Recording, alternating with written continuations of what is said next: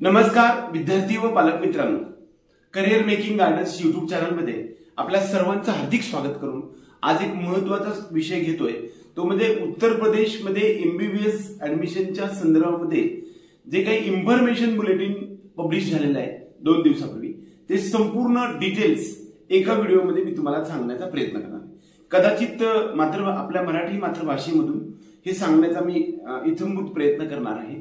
फार न वेळ घालवता खूप सारे रूल्स ज्याच्यामध्ये चेंज झालेले आहेत किंवा काही गोष्टी आहेत महत्त्वाच्या, त्या सर्व गोष्टी यामध्ये येणार आहेत। बऱ्याच वेळा नीटची परीक्षा झाली, रिझल्ट लागल्यानंतर आता ऑल इंडियाची प्रोसेस मधून पहिला राऊंड होईल आणि त्यानंतरच खरं तर स्टेट काउन्सिलिंगच्या प्रक्रियेमध्ये आपल्याला जावं लागणार आहे। आणि हे कधी सुरू होणार आहे हे यामध्ये आलेलं नाही, परंतु मात्र आपल्याला यूपीचं एमबीबीएस कॉलेजेस किंवा बीडीएस मध्ये ऍडमिशन घेण्यासाठीचं जे काही इन्फॉर्मेशन बुलेटिन आहे ते पब्लिश झाले। त्यानुसार जे काही नियम आहेत आणि लेटेस्ट काही नियम असतील किंवा नियमामध्ये काही बदल आहेत त्याबद्दल सर्व उत्तर प्रदेशच्या नियमाबद्दलच्या चेंजेस बद्दल तुम्हाला मी आता सांगणार आहे। बऱ्याच वेळा या ठिकाणी उत्तर प्रदेशमध्ये गव्हर्नमेंट आणि प्रायव्हेटमध्ये प्रोसेस साठी ऍडमिशनला जावं लागतं। खरं तर गव्हर्नमेंटमध्ये यूपी मधलं जायचं असेल, उत्तर प्रदेशमध्ये जायचं असेल तर तुम्हाला ऑल इंडिया कोट्यामधून एमसीसी मधूनच आपल्याला रजिस्ट्रेशन करून जावं लागत असतं। तिकडे तुम्हाला सर्व कॅटेगरी बेनिफिट मिळत असतात। परंतु उत्तर प्रदेशमधल्या प्रायव्हेट कॉलेजमध्ये जर तुम्हाला ऍडमिशन घ्यायचं असेल, प्रायव्हेट म्हणजे त्याला तुम्ही सेमी गव्हर्नमेंट म्हणता, डीम्ड नव्हे, तर यामध्ये मात्र 100% ओपन फॉर ऑल असणारं भारत देशातील एकमेव राज्य जे आहे त्या राज्याला आपण उत्तर प्रदेश असं म्हणतो। यामध्ये इलिजिबिलिटी क्रायटेरिया काय आहे तर नीट क्वालिफाय असणाऱ्या सर्व विद्यार्थ्यांना आणि फिजिक्स केमिस्ट्री बायोलॉजीची बेरीज ही 150 असली पाहिजे, एवढीच अट आहे। आणि त्याबरोबर या ठिकाणी कसल्याही प्रकारचा मॅनेजमेंट कोटा नाही, जे काय आहे ते merit quota 100% seats open for all, म्हणजे त्यांच्या राज्यासाठी पण तेच नियम आहेत आणि आपल्या राज्यासाठी सुद्धा तीच फीस तुम्हाला भरावी लागणार आहे।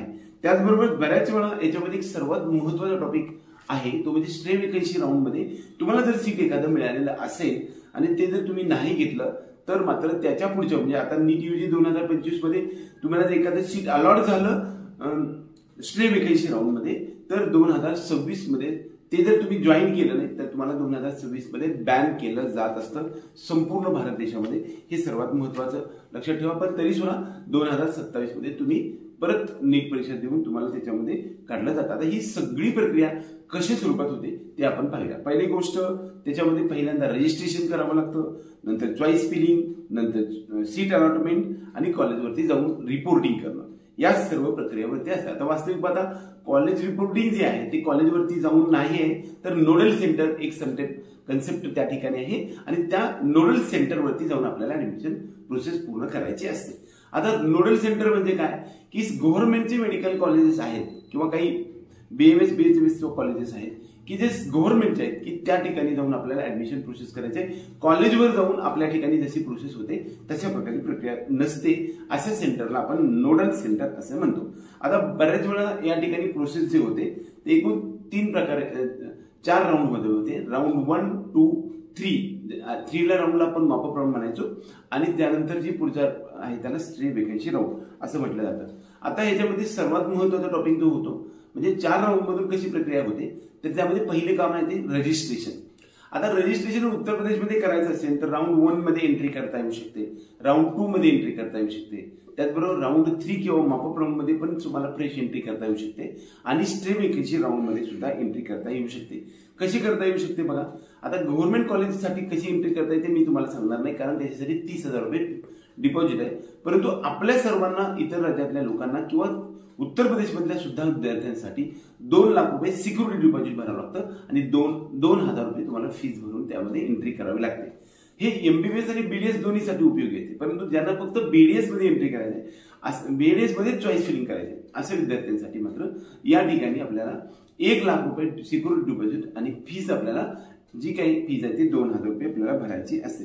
सिक्युरिटी डिपॉझिट आहे त्याच्यासाठी काही नियम आहेत, ते कधी सिक्युरिटी फॉरफिट होतं किंवा जप्त होतं त्या संदर्भात सर्वात महत्त्वाचा मुद्दा आहे। आता बऱ्याच वेळा ऑनलाईन पद्धतीने हे पेमेंट सगळं करावं लागतं, म्हणजे तुम्हाला कसल्याही प्रकारचं डीडी वगैरे चालत नाही। त्यानंतर रजिस्ट्रेशन पूर्ण होतं, रजिस्ट्रेशन झाल्यानंतर चॉईस फिलिंग होतं, त्यामध्ये कॉलेजेसमध्ये जे काही चॉईसेस टाकायचे ते तुम्ही टाकू शकता. उत्तर प्रदेशमधल्या राज्यामध्ये आपल्याला त्यामध्ये गव्हर्नमेंट आणि प्रायव्हेट हे दोन्ही पण कॉलेजेस आपल्याला टाकता येऊ शकतात. परंतु जे इतर राज्यातले विद्यार्थी आहेत, इलिजिबिलिटी क्रायटेरिया त्या ठिकाणी असा आहे की गव्हर्नमेंट कॉलेजमध्ये तुम्ही अप्लाय करायचं असेल तर तुम्हाला 10वी आणि 12वी उत्तर प्रदेशमध्ये झालेली असली पाहिजे. त्याचबरोबर तुमचं डोमिसाईल उत्तर प्रदेशमधलं असेल तरच तुम्ही त्यामध्ये एंट्री करता येऊ शकता गव्हर्नमेंट कॉलेजमध्ये 85% कोटामध्ये. परंतु आपल्या ह्या 100% प्रायव्हेट कॉलेजमध्ये मात्र असं कसल्याही प्रकारचं बंधन नाही.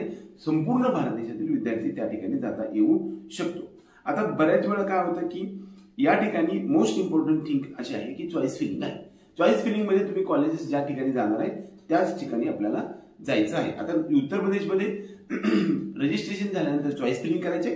चॉईस फिलिंगच्या नंतर सर्व कॉलेजेस आपण हे केल्यानंतर तुम्हाला सेव्ह केल्यानंतर सेव्ह करायचे, म्हणजे कॉम्प्युटरवरती सेव्ह करायचं. सेव्ह केलं तर ऑटो लॉक सुद्धा होते किंवा तुम्हाला लॉक करण्याची सुविधा सुद्धा उपलब्ध आहे. रजिस्ट्रेशन, चॉईस फिलिंग, त्यानंतर सीट अलॉटमेंट, म्हणजे सीटची तुम्हाला यादी सिलेक्शन लिस्ट लागेल आणि सीट अलॉटमेंट नंतर तुम्हाला त्यामध्ये जे आपलं जे लॉग इन करायचं त्या वेबसाईटवरती जाऊन आणि तुमचं सीट आहे ते पाहायचं. त्यावेळेस 2 प्रकार असतात.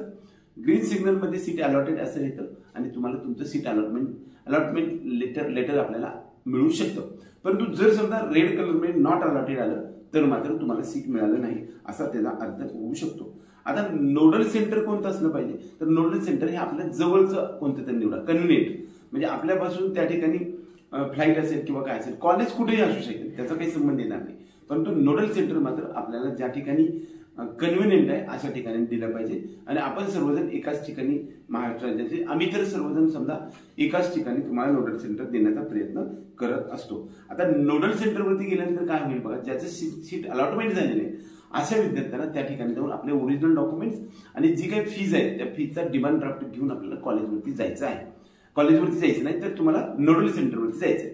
आता नोडल सेंटर हे कॉलेज नसते, हे कॉलेजेस असतं पण गव्हर्नमेंट कॉलेज असतं की सरकारची योजना आहे, सरकारची सिस्टम आहे.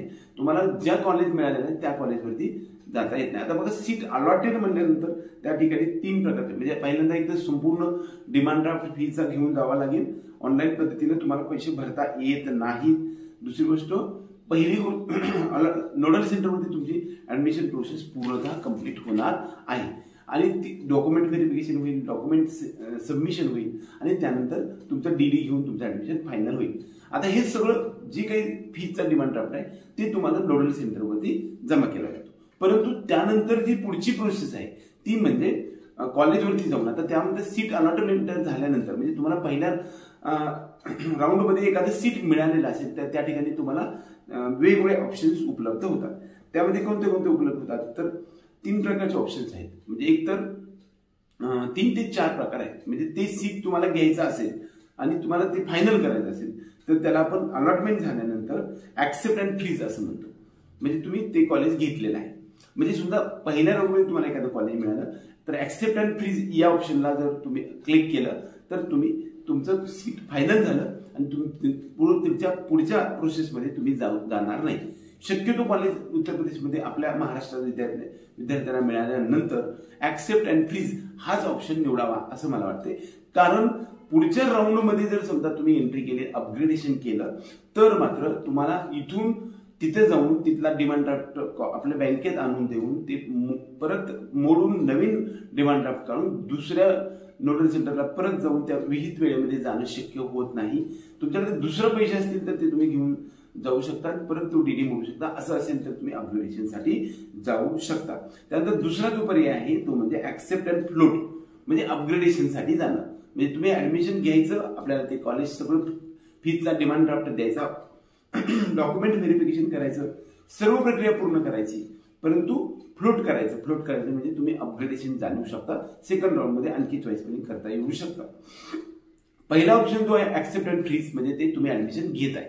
दुसरा ऑप्शन आहे ऍक्सेप्ट अँड फ्लोट म्हणजे तुम्ही परत पुढच्या राऊंड मध्ये जाऊ शकता. त्याला अपग्रेडेशन असं म्हणतात.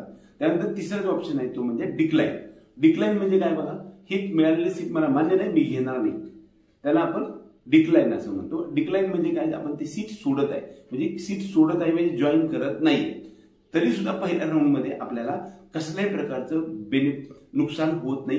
तुमचं सिक्युरिटी डिपॉझिट भरलेलं आणि जी काही ऍडमिशन फी भरलेली आहे 2,02,000 रुपये, हे मात्र तुमचं शाबूत राहतं आणि तुम्हाला दुसऱ्या राऊंडमध्ये एंट्री करता येते. या प्रक्रियेला आपण डिक्लाइन करून सुद्धा, मिळालेली सीट डिक्लाइन करून सुद्धा किंवा न घेता सुद्धा आपलं सिक्युरिटी डिपॉझिट जप्त होत नाही आणि पुढच्या प्रोसेसमध्ये आपल्याला एंट्री राहते.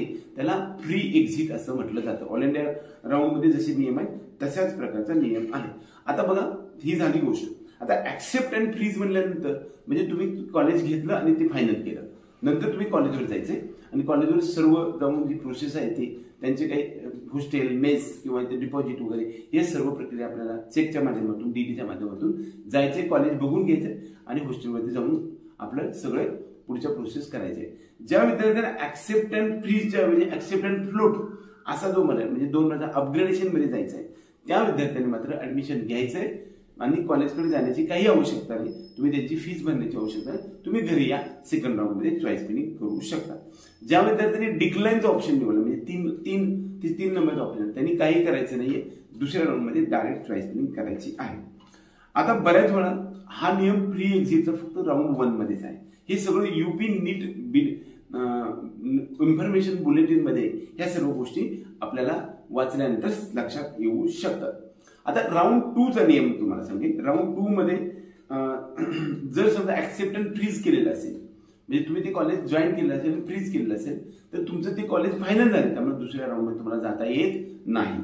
त्याचबरोबर जे 2 नंबरचे ऑप्शन आहे म्हणजे ऍक्सेप्ट अँड फ्लोट मध्ये अशा विद्यार्थ्यांना फक्त दुसऱ्या राऊंडमध्ये चॉईस फिलिंग करता येऊ शकते आणि तुम्ही नाही चॉईस केली तरी सुद्धा चालू शकतं.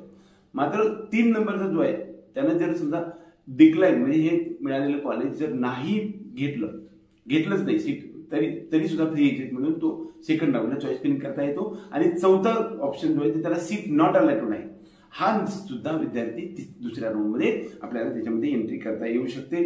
आता बघा, सेकंड राऊंड मध्ये कोण कोण जाऊ शकतं? ज्याला पहिल्या राऊंड मध्ये मिळालेला आहे आणि ऍक्सेप्ट अँड फ्रीज केले तोच फक्त याच्यामध्ये जाऊ शकत नाही, म्हणजे तो त्याचा फायनल झाला. परंतु ज्याने ऍक्सेप्ट अँड फ्लोट केले तो पण याच्यामध्ये चॉईस फिलिंग करू शकतो, फक्त चॉईस फिलिंग, इकडे कसल्याही प्रकारची फीज नाही. त्याचबरोबर जो काही डिक्लाइन केलेलं आहे, त्यांनी पहिल्याच राऊंड मध्ये सोडलेलं आहे सीट, ते सुद्धा या राऊंड मध्ये चॉईस फिलिंग करता येऊ शकतं. आणि जे नॉट अलॉटेड आहेत म्हणजे पहिल्या राऊंड मध्ये काहीच मिळालेलं नाही असे विद्यार्थी सुद्धा सेकंड राऊंड मध्ये चॉईस फिलिंग करता येऊ शकतं. त्याचबरोबर नवीन फ्रेश रजिस्ट्रेशन सुद्धा 2,02,000 रुपये भरून आपल्याला याच्यामध्ये एंट्री करता येते आणि त्याला सुद्धा सेकंड राऊंड मध्ये चॉईस फिलिंग करता येते.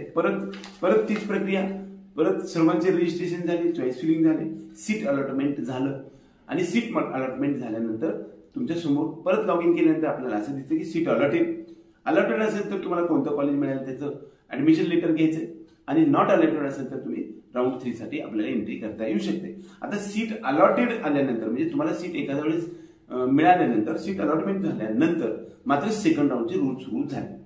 त्या ठिकाणी काय काय ऑप्शन्स असते बघा. काही ऑप्शन्स असू शकतात. एक तर पहिल्या राऊंड 1 मधल्या विद्यार्थ्यांना दुसऱ्या राऊंड मध्ये जे काही सेकंड राऊंड मध्ये एक तर सीट मिळू शकते किंवा जे काही सेकंड राऊंड मध्ये सीट मिळू शकते. म्हणजे आता पहिल्या राऊंड मध्ये एखाद्या विद्यार्थ्याला सीट मिळालेलं असेल आणि ते ऍक्सेप्ट अँड फ्लोट केलेलं असेल तर त्यांनी सेकंड राऊंड मध्ये तेच सीट राहू शकतं, अपग्रेड होणार नाही. आणि दुसरा ऑप्शन काय असू की त्याला दुसरं कॉलेज मिळालं असेल, तर दुसरं कॉलेज मिळालं असेल तर मात्र त्याचा डिमांड ड्राफ्ट डीडी काढून घेऊन तुम्हाला नोडल सेंटरला जाऊन ती सर्व प्रोसेस पूर्ण करावी लागते. पहिल्या राऊंड मध्ये मिळालेलं घेतलेलं कॉलेज तुमचं गेलेलं असतं, हे सर्वात महत्वाचं टॉपिक आहे. त्यामुळे अपग्रेडेशन जर झालं, तुम्ही ऍक्सेप्ट अँड फ्लोट मध्ये गेलेला असाल तर मात्र तुम्ही ऍडमिशन घेतलेलं असेल आणि ते सर्व डॉक्युमेंट्स आणि हे सगळे परत घेऊन नोडल सेंटरला परत जाऊन तुम्हाला परत नवीन कॉलेजमध्ये ऍडमिशन घ्यावं लागतं जर अपग्रेडेशन झालं तर. कदाचित सेकंड राऊंड मध्ये अपग्रेडेशनच झालं नाही, म्हणजे पहिल्या राऊंड मध्ये एखादं सीट घेतलं आपण पण पुढच्या राऊंड मध्ये आपल्याला अपग्रेड झालं नाही, तेच राहिलं तर तुम्ही काही करण्याची आवश्यकता नाही. आणखी एक ऑप्शन काय असं होतं की तुम्हाला सीटच मिळालेलं नाही, म्हणजे अलॉटमेंट झालं नाही, तर त्यांनी थर्ड राऊंड मध्ये चॉईस फिलिंगला जायचं आहे. ज्या विद्यार्थ्यांना फ्रेश रजिस्ट्रेशन केलेलं असेल किंवा पहिल्या राऊंड मध्ये काही नाही मिळालेलं असेल किंवा पहिल्या राऊंड मध्ये फ्री एक्झिट मधून सीट सोडलेलं असेल, अशा सर्वांना जर फ्रेश रजिस्ट्रेशन ह्या फ्रेश राऊंड 2 मध्ये एखादं सीट मिळालं असेल तर ते तुम्हाला घेणं बंधनकारक आहे. ते जाऊन नोडल सेंटरला जाऊन डॉक्युमेंट व्हेरिफिकेशन करून, डॉक्युमेंट सबमिशन करून तुमचा जो कॉलेजचा फीज आहे ते कॉलेज नोडल सेंटरमध्ये दिलेल्या वेळेमध्ये जाणं अपेक्षित आहे. जर नाही गेला तर तुमचे 2,02,000 रुपये बुडतात आणि प्रोसेसच्या बाहेर पडतात. हे लक्षात घ्या. राऊंड 2 चे नियम लक्षात घ्या. एकतर जॉईन नाही केलं, आता समजा अपग्रेडेशन झालं, ज्यांनी पहिल्या राऊंडमध्ये ऍक्सेप्ट अँड फ्रीज केले त्यांच्यासाठी काहीच नाही, ऍक्सेप्ट अँड फ्लोट केल्यानंतर त्यांनी सेकंड राऊंडमध्ये काहीच वेगळं मिळालं नाही, तेच राहिले, तर त्यांना काही करायचं नाही. परंतु ज्यांनी ऍक्सेप्ट अँड फ्लोट लिहिले आणि दुसऱ्या राऊंडमध्ये मात्र आपल्याला जर समजा कॉलेज मिळालेलं असेल आणि ते जर त्यांनी नाही जॉईन केलं वेळेमध्ये, तर ते पहिलं कॉलेज जर गेलेलं असेल पण दुसरं बी कॉलेज गेलं आणि तुम्ही प्रोसेसच्या बाहेर पडला आणि 2,02,000 रुपये बुडले. त्यामुळं सगळ्यात महत्वाचं लक्ष ठेवा, ऍक्सेप्ट अँड फ्लोट केलेल्या विद्यार्थ्यांना नोडल सेंटरवर जाऊन ते पैसे डिमांड ड्राफ्टचा परत येऊन आपल्या बँकेत येऊन मोडावं लागतं, परत दुसरा डिमांड ड्राफ्ट बनवतो, तो कॉलेज तो नोडल सेंटरवरती जाऊन हे कॉलेजची फीस जी आहे ती भरावी लागत असते. हा वेळ फार कमी असतो, त्यामुळे अपग्रेडेशन ऑप्शन महाराष्ट्रातल्या विद्यार्थ्यांना आपण उत्तर प्रदेशमध्ये सांगत नाही. त्या ठिकाणी सुद्धा फीस परत सगळी फीस मिळत असते, तुमचं काही नुकसान होत नाही सेकंड राऊंडमध्ये. पण कॉलेज जर सोडलं तर मात्र तुम्हाला तुमचं संपूर्ण नुकसान होत असतं. आता त्यामध्ये समजा सीट नॉट अलॉटेड असणाऱ्या विद्यार्थ्यांना राऊंड 3 मध्ये जाता येते. सीट अलॉटेड असणाऱ्यांसाठी 2 ऑप्शन्स आहेत, एक तर अलॉटमेंट लेटर घ्यायचं आणि जॉईन करायचं, नाही तर त्याला सोडायचं, सीट सोडायचं, त्याला आपण डिक्लाइन म्हणतो. जर सीट सोडलं तर मात्र तुम्ही प्रोसेसच्या बाहेर पडता. त्याचबरोबर 2,02,000 रुपये जे सिक्युरिटी फीस भरले ते तुम्हाला परत मिळत नाही, त्यामुळे प्रोसेसच्या बाहेर पण पडतात. परंतु सेकंड राऊंडमध्ये एखादं कॉलेज आवडलं नाही म्हणून ते सोडलं तरी सुद्धा थर्ड राऊंडमध्ये 2,02,000 भरून फ्रेश एंट्री तुम्हाला करता येऊ शकते. आता बघा, फर्स्ट टाइम मध्ये सीट मिळाल्यानंतर accept and freeze, accept and फ्लोटला अपग्रेडेशन आपण म्हणतो, डिक्लाइनला आपण 2,00,000 रुपये सिक्युरिटी डिपॉझिट तुमचे फोरफिट असते राऊंड 2 च्या मध्ये. आता हे सगळं झाल्यानंतर राऊंड 3 म्हणजे त्याला आपण मॉपअप राऊंड म्हणतो, याच्यामध्ये मात्र no entry for accept and freeze, म्हणजे ज्या विद्यार्थ्यांनी सेकंड राऊंड मध्ये ऍक्सेप्ट अँड फ्रीज एंट्री निवडलेलं म्हणजे ते कॉलेज त्याचं फायनल झालं आणि त्या प्रक्रियेमध्ये तू बाहेर पडला आणि त्या प्रोसेसमध्ये त्याचं कॉलेज फायनल झालं, म्हणजे प्रक्रियेमध्ये तो बाहेर पडला. त्यामुळे राऊंड 3 मध्ये ज्यांनी ऍक्सेप्ट अँड फ्रीज लिहिलेले त्याला एंट्री नाही, चॉईस फिलिंग करता येऊ शकत नाही. न्यू रजिस्ट्रेशन 2,02,000 भरून करू शकते. कोण करू शकते बघा, ज्यांनी आजपर्यंत रजिस्ट्रेशनच केलेलं नाही ते सर्वजण करू शकतात 2,02,000 भरून. त्याचबरोबर ज्यांना सेकंड राऊंड मध्ये कॉलेज मिळालेलं असलं तरी घेतलेलं नसल्यामुळं तुम्हाला जर समजा 2,02,000 बुडले असेल तर तुम्ही प्रोसेसच्या बाहेर पडलेले असतात, परंतु पुन्हा फ्रेश एंट्री 2,02,000 रुपये भरून आपल्याला थर्ड राऊंड मध्ये करता येऊ शकते. आणि ज्यांनी डिक्लाइन केलेलं असतं अशांना आणि अपग्रेडेशन झाल्यानंतर मात्र थर्ड राऊंड मध्ये अपग्रेडेशन झाल्यानंतर मात्र अपग्रेडेशनसाठी मात्र कसल्याही प्रकारची फीज नाही. सेकंड राऊंड मध्ये मिळालेलं कॉलेज आहे किंवा फर्स्ट राऊंड मधलं सेकंड राऊंड मध्ये घेतलेलं कॉलेज आहे, तुमच्याकडे सीट जर हातात असेल आणि तुम्ही अपग्रेड करायची इच्छा असेल राऊंड 3 मध्ये तर तुम्हाला कसल्याही प्रकारची फीज नाही. परत आणखी तुम्हाला त्या ठिकाणी रजिस्ट्रेशन झाली, नवीन रजिस्ट्रेशन झाले, ज्यांनी पहिलं रजिस्ट्रेशन आहे फीज फोरफिट किंवा जप्त झालेली नाही असे सर्वांना चॉईस फिलिंग करायचे. परत सीट अलॉटमेंट आणि त्यानंतर सीट अलॉटमेंट नंतर सीट अलॉटेड आणि नॉट अलॉटेड अशा प्रकारच्या गोष्टी इकडे येऊ शकतात. आता इकडे अपग्रेडेशन आहे का, काही जण इथं का ऑप्शन्स होत्या बघा, यांना एक तर राऊंड 3 मध्ये काय असू शकतं, एक तर सेकंड राऊंड मध्ये मिळालेलं ते कॉलेज अपग्रेड होऊ शकते, एक तर सीट अलॉटेड होऊ शकते किंवा नॉट अलॉटेड होऊ शकते. नॉट अलॉटेड विद्यार्थ्यांसाठी मात्र स्ट्रे वेकन्सी राऊंड मध्ये आपल्याला जाता येते, त्याला चौथा राऊंड म्हणतो. त्याच्यामध्ये मात्र तुम्हाला 2,000 रुपये फ्रेश फी भरावी लागते, ही एवढं लक्षात घ्या. बाकीचं तुमचं सगळं सिक्युरिटी डिपॉझिट 2,00,000 रुपये 2,000 रुपये सगळं असतं, तुम्ही प्रोसेसमध्ये असता. आणि मात्र स्ट्रे वेकन्सी राऊंड मध्ये गेल्यानंतर तुम्हाला 2,000 रुपये फीस भरावी लागते. म्हणजे हे झालं राऊंड 3 चा नियम. म्हणजे ज्यांना अपग्रेड झालेला आहे त्यांनी मात्र सेकंड राऊंड मध्ये मिळालेले कॉलेजचे सगळे डॉक्युमेंट्स जर तिथेच राहतील, परंतु नोडल सेंटरला जाऊन त्या ठिकाणचा फीस जो आहे तो फीस मधला फरक त्या दुसऱ्या कॉलेजमध्ये जो डिमांड ड्राफ्ट आहे तो तिकडे नेऊन आपल्याला जॉईन करायचा आहे असं लक्षात ठेवा. ज्याला नो सीट आहे, मला सीटच मिळालेली नाहीये, म्हणजे त्याला ज्याला सीट नॉट अलॉटेड आहे अशा विद्यार्थ्यांना स्ट्री वेकन्सी राऊंड मध्ये चॉईस फिलिंग करता येऊ शकते, त्याला 2,000 रुपये फीस भरावी लागत असते. हा एक नियम इकडे लक्षात ठेवायचा आहे. आणि ज्याला फर्स्ट टाइम ही सीट मिळालेली आहे अशा विद्यार्थ्यांना नोडल सेंटरवरती जाऊन डॉक्युमेंट व्हेरिफिकेशन करावं लागतं आणि जे काही कॉलेज मिळाले त्याची फीसचा डिमांड ड्राफ्ट जाऊन त्या ठिकाणी भरावं लागत असतं. आणि ज्यांचं नो अपग्रेडेशन, कसल्या प्रकारचं अपग्रेडेशन झालेलं नाही अशा विद्यार्थ्यांसाठी मात्र तेच कॉलेज राहिलेलं आहे, त्यांनी काही करण्याची आवश्यकता नाही. आणि ज्यांचं अपग्रेडेशन झालेलं आहे अशा विद्यार्थ्यांनी मात्र ती प्रोसेस पूर्ण करायची आहे, हे लक्षात ठेवा. आता रिझाईन किंवा या गोष्टी त्यामुळे पुढे सांगेन तुम्हाला. आता बघा, नंतरचा जो विषय आहे तो म्हणजे फायनल राऊंड, ज्याला आपण स्ट्रे वेकन्सी राऊंड असं म्हणतात. आता लक्षात घ्यायचं किंवा ह्या थर्ड राऊंडच्या शेवटच्या दिवशीपर्यंत आपल्याला जर सीट मिळालेलं सोडलं तर तुम्हाला स्ट्रे वेकन्सी राऊंडमध्ये एंट्री नाही, म्हणजे पुन्हा फ्रेश रजिस्ट्रेशन पण करता येत नाही तुम्हाला. त्याचबरोबर तुमचे 2,02,000 रुपये सुद्धा बुडत असतात. त्यामुळे स्ट्रे राऊंड 3 मध्ये सर्वात महत्वाचं आहे. आणि जे विद्यार्थी राऊंड 3 मध्ये जॉईन होतील त्या विद्यार्थ्यांना इथून पुढे अपग्रेडेशन नाही. मग कोण आहे बघा, स्ट्रे वेकन्सी राऊंड मध्ये कुणाला एंट्री करता येऊ शकते, पहिल्या 3 राऊंड मध्ये जे जॉईंड नाही आहेत असेच विद्यार्थी स्ट्रे वेकन्सी राऊंड मध्ये जाऊ शकतात, नाहीतर बाकीचे कुणीही जाऊ शकत नाही. ज्याला कुठेही सीट मिळालेलं नाही असे विद्यार्थी मात्र स्ट्रे वेकन्सी राऊंड मध्ये जाऊ शकतात किंवा फ्रेश सुद्धा रजिस्ट्रेशन करू शकतात स्ट्रे वेकन्सी राऊंड मध्ये. लक्षात घ्या, आणखी तुम्हाला सांगितलं की स्ट्रे वेकन्सी राऊंड मध्ये सर्वात राऊंड 3 मध्ये ऍक्सेप्टन्स फीज आहे आणि इथे दोनच ऑप्शन आहे. एक तर म्हणजे राऊंड 3 मध्ये जर सीट अलॉट झालं तर ऍक्सेप्टन्स फीज म्हणजे तुम्ही सीट घ्यायचंय आणि जॉईन करायचंय, तुमचा विषय संपला. म्हणजे तुम्हाला म्हणजे तिथून पुढे पुढच्या राऊंड मध्ये जाता येत नाही, तिथून पुढे अपग्रेडेशन नाही. परंतु डिक्लाइन असं आलं म्हणजे तुम्ही सोडली सीट मात्र तर तुमचे 2,02,000 रुपये बुडतात, हे लक्षात ठेवायचं. आणि तुम्ही प्रोसेसच्या बाहेर पडतात आणि तिथून पुढे तुम्हाला एक्झिटच झाली तुमची ती, तुम्हाला स्ट्रे वेकन्सी राऊंड मध्ये जाता येत नाही. हे नियम राऊंड 3 चे आहे. राऊंड चौथा राऊंड त्याला म्हणून आपण त्याला स्ट्रे वेकन्सी राऊंड असं म्हणतो. आता स्ट्रे वेकन्सी राऊंड मध्ये कोण कोण इलिजिबल आहे बघा, अप टू म्हणजे इलिजिबल कोण नाही आणि कोण आहे बघा. तिसऱ्या राऊंडच्या शेवटपर्यंत सीट मिळालेलं असेल आणि ते जॉईन केलेलं असतील तर ते यामध्ये इलिजिबल नाही, हे लक्षात ठेवा. पण ज्या तिसऱ्या राऊंड मध्ये कसल्याही प्रकारचं तुम्हाला सीट मिळालेलं नाही, उत्तर प्रदेशमध्ये पण मिळालं नाहीये आणि इतर कुठं पण मिळालं नाही, म्हणजे आतापर्यंत नॉट सीट अलॉटेड विद्यार्थ्यांसाठी स्ट्रे वेकन्सी राऊंड मध्ये एंट्री करता येऊ शकते.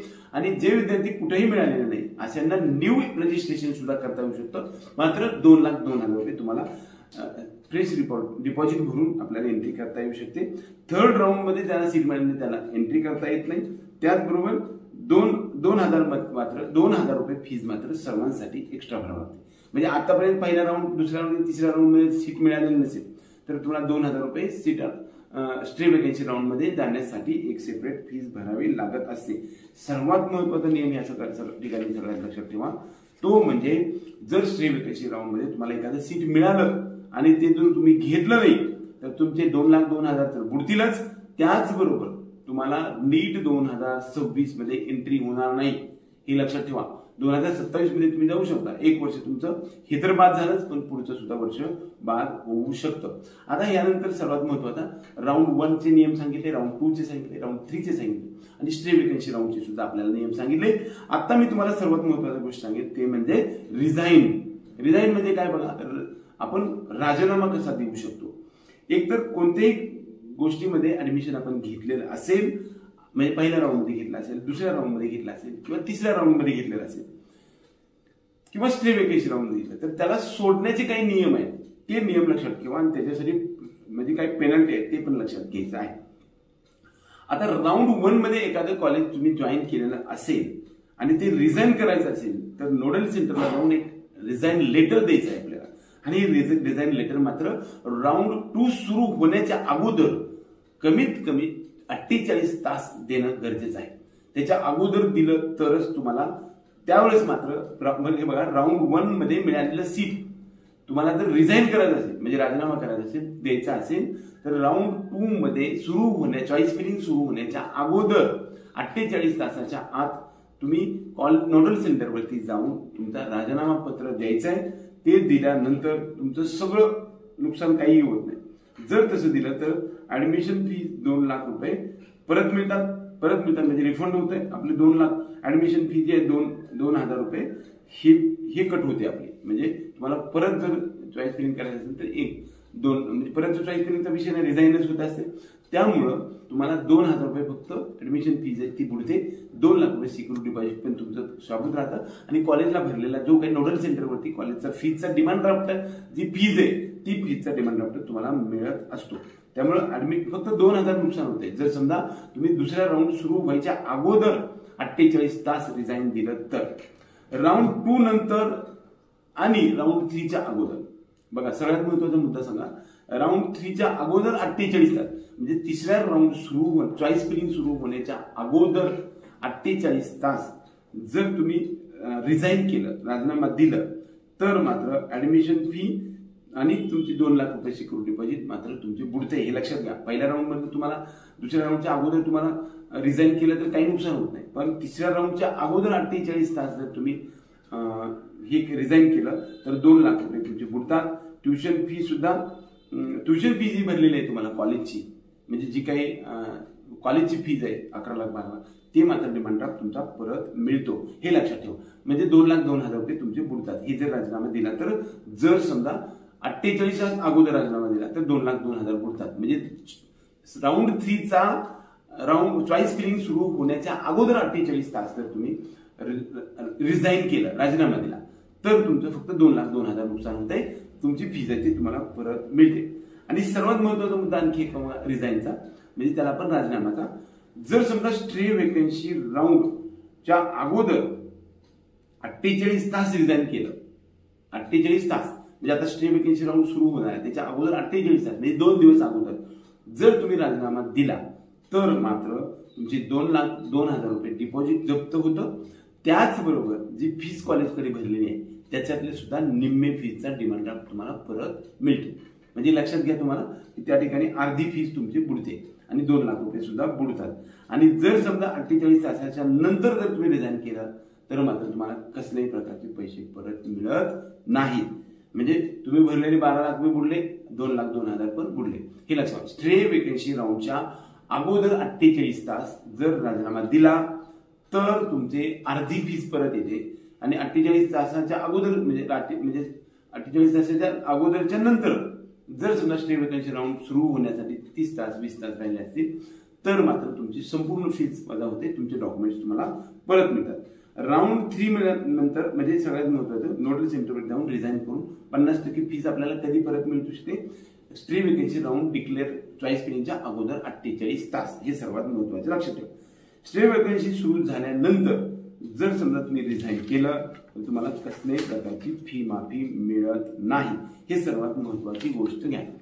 सर्व महाराष्ट्रातील तमाम विद्यार्थी आणि पालकांना एक सर्वात महत्वाची गोष्ट या निमित्ताने सांगण्याचा प्रयत्न केलाय.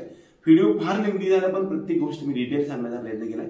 उत्तर प्रदेशमध्ये MBBS साठी ऍडमिशन घेण्यासाठी तुम्हाला 2,02,000चं सिक्युरिटी डिपॉझिट भरता येऊ शकतं. सगळ्याचा गोषवारा एका वाक्यात सांगतो, थोड्याशा समरीमध्ये सांगतो. तो म्हणजे राऊंड 1, राऊंड 2, राऊंड 3 आणि स्ट्रे वेकन्सी राऊंड मध्ये फ्रेश एंट्री प्रत्येक राऊंड मध्ये करता येते. 100% सीट्स हे सर्व राज्यासाठी आहेत. म्हणजे तुम्ही महाराष्ट्रातल्या म्हणजे त्यातले काही पर्सेंटेज त्यांच्या राज्यासाठी ठेवलेले नाही. फक्त प्रायव्हेट कॉलेजमध्ये गव्हर्नमेंट कॉलेजमध्ये आपल्याला जाता येत नाही. त्यासाठी तुम्हाला 10वी आणि 12वी उत्तर प्रदेशमध्ये झालं पाहिजे आणि तुमचं डोमिसाईल उत्तर प्रदेशमधलं असलं पाहिजे. आपल्या सर्व विद्यार्थ्यांना मात्र 100% सीटसाठी आपल्याला इकडे जाता येऊ शकतं. सिक्युरिटी डिपॉझिट 2,02,000 भरावं लागतं. पहिल्या राऊंडमध्ये 4 राऊंडमध्ये एंट्री करता येऊ शकते. पहिल्या राऊंडमधून दुसऱ्या आणि दुसऱ्यातून तिसऱ्यामध्ये अपग्रेडेशन करता येतं. तिसऱ्यानंतर अपग्रेडेशन होत नाही. पहिल्या राऊंडच्या विद्यार्थ्यांना सीट सोडल्यास काही नुकसान होत नाही. दुसऱ्या आणि तिसऱ्या राऊंडमध्ये जर सीट सोडलं तर मात्र तुम्हाला 2,02,000 रुपये बुडत असतात. दुसरी गोष्ट, स्टे वेकन्सी राऊंड नंतर जर सीट सोडलं तर तुमचे 2,02,000 तर बुडतातच, प्रोसेसच्या बाहेर पण पडतात. त्याचबरोबर तुम्हाला 1 वर्ष बॅन केलं जातं. म्हणजे 2026च्या नीट परीक्षेमध्ये आपल्याला एंट्री करता येऊ शकत नाही, मात्र 27 मध्ये तुम्हाला एंट्री करता येऊ शकत असते. त्याचबरोबर रिझाईन देण्याचा नियम जो आहे तो म्हणजे पहिल्या राऊंडमध्ये घेतलेलं सीट जर समजा सेकंड राऊंडच्या अगोदर 48 तास सोडलं तर तुमचं काही नुकसान होत नाही. थर्ड राऊंडच्या अगोदर 48 तास, स्टे वेकन्सी राऊंडच्या अगोदर जर सुद्धा 48 तास सोडलं तर मात्र तुमचं अर्धी फी जाते. बघा, सेकंड राऊंडच्या सुरू व्हायच्या अगोदर जर फर्स्ट राऊंड मध्ये घेतलेलं सीट सोडलं तर तुमचं काही नुकसान होत नाही. 2,02,000 पण तुमचे शाबूत राहतात आणि तुम्ही भरलेली फीस पण परत मिळते. थर्ड राऊंडच्या अगोदर 48 तास जर तुम्ही राजीनामा दिला तर मात्र 2,02,000 रुपये बुडतात आणि तुमची फीस जी आहे ती पूर्णतः आपल्याला परत मिळते. भरलेली जी काही कॉलेजची फीज 11-12 लाख रुपये ते परत मिळते. मात्र स्ट्रे वेकन्सी राऊंड मध्ये च्या अगोदर 48 तास जर तुम्ही राजीनामा दिला, स्ट्रे वेकन्सी राऊंड सुरू व्हायच्या अगोदर 48 तास राजीनामा दिला तर तुमची 2,02,000 रुपये फीस डिपॉझिट आहे ते बुडतं, म्हणजे डिपॉझिट जप्त होतं. त्याचबरोबर जी काही फीस कॉलेजची भरलेली आहे 12 लाख असेल तर त्यातले 6 लाख रुपये रिफंड होतात. पण स्ट्रे वेकन्सी राऊंडच्या सुरू होण्याच्या अगोदर 48च्या नंतर म्हणजे 30 तास 32 तास मध्ये जर तुम्ही गेला तर फक्त तुमचे डॉक्युमेंट्स परत मिळतात, तुमचे कसल्याही प्रकारची फीस परत मिळत नाही. हे सर्व नियम आपल्याला उत्तर प्रदेशमध्ये काउन्सिलिंगमध्ये असतात. ज्या विद्यार्थ्यांना उत्तर प्रदेशमध्ये अगदी 200-300 मार्क्स असे विद्यार्थी सुद्धा आपल्याकडे 10,000 रुपये आमची काउन्सिलिंग चार्जेस आहेत. तुम्हाला सर्व प्रोसेस करून देतात, सर्व राऊंडचे रूल्स आणि त्याच्यामध्ये असणाऱ्या सर्व प्रक्रियेमधून आपल्याला जाता येऊ शकणार आहे. या सर्व प्रक्रियेमध्ये गेल्या वर्षी जवळपास 70 ते 80 विद्यार्थी आपले MBBS गेले होते. कमी मार्क्स असणारे त्यांना इथं BMS मिळत नाही, त्यांना तिकडे मिळालेलं आहे. आता वरच्या राऊंडमध्ये कट ऑफ वाढतच चाललेलं आहे. जवळपास 10,77 पासून ते 13,74 पर्यंत या ठिकाणी फीज आहे. एकूण 31 कॉलेजेस आहे. या सर्व कॉलेजेसमध्ये 100% सीट आपल्यासाठी उपलब्ध आहे. ज्या ज्या विद्यार्थ्यांना आमच्या काउन्सिलिंग प्रोसेसमध्ये यायचं आहे अशा सर्व विद्यार्थ्यांसाठी आपल्या प्रक्रियेमध्ये यायचं आहे. उत्तर प्रदेशसाठी जायचं असेल त्यांना 10,000 रुपये फीज आहे आमची. वास्तविक यासाठी काही लोक खूप साऱ्या मोठ्या प्रकारात ची आकारणी केली जात असते, परंतु आम्ही मात्र तुम्हाला दोन्ही म्हणजे ऑल इंडिया आणि महाराष्ट्र स्टेट आणि त्याचबरोबर उत्तर प्रदेशचा सर्व राऊंडचा आम्ही 10,000 रुपये मध्ये करू शकतो. दुसरा महत्त्वाचा मुद्दा, ज्या विद्यार्थ्यांना आपलं हे हँडबुक आहे ऍडमिशन प्रोसेससाठी, हे तुम्ही मागवू शकता. याची फी 450 रुपये. आम्ही 100 रुपये डिस्काउंट दिले, 350 प्लस पोस्टेज असं करून 400 रुपये आम्हाला डिस्क्रिप्शन बॉक्समध्ये दिलेल्या नंबरवरती संपर्क केला तर त्यावरती पाठवून दिले तर तुम्हाला आम्ही बुकलेट पाठवण्याचा प्रयत्न करू. आपल्या सर्व विद्यार्थी आणि पालकांना परीक्षेसाठी काउन्सिलिंग प्रोसेससाठी सर्वांना हार्दिक शुभेच्छा देऊ आणि आपला करिअरचा मार्ग सुकर बनावा एवढेच ईश्वरचरणी प्रार्थना करूया आणि आजचा हा व्हिडिओ संपूया. जय हिंद, जय महाराष्ट्र.